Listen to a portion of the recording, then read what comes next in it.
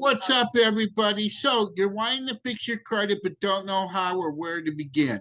No worries, let's get this. So the first step that you're going to want to do is get your credit reports from Equifax, TransUnion, and Experian.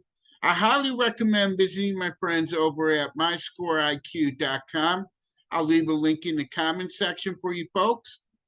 The reason for this is because they're the only ones that are going to give you all three credit bureaus as well as your true accurate FICO scores for only $1 for a 7-day trial.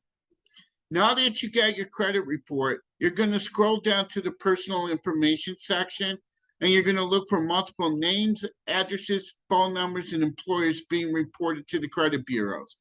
Remember, you only want one name, your most current address, your most current phone number, and your most current employer being reported to the credit bureaus. Next, you're going to call all three major credit bureaus and you're going to ask to speak to the fraud department. You're going to let them know that you have inaccurate information being reported in the personal information section of your credit report and you want it removed immediately. You're also going to tell them that you want an email confirmation that they have done this step for you by removing everything that you're telling them to remove, which again is going to be all your old names, all your old phone numbers, all your old addresses, and all your old employers.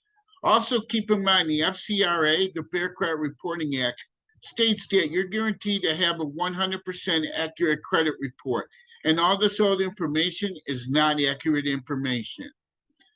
Next, you're going to wait 24 to 48 hours and then rerun your credit again. No worries, this has no impact whatsoever to your credit score. The reason you're doing all this is because you're wanting to disassociate yourself from any old addresses, phone numbers, employers that you used in the past that is negatively impacting your credit report. This makes it easier to dispute and remove items. If you yourself or someone you know needs help with their credit, comment in the comment section. Otherwise, follow for part 2. Till then, take care.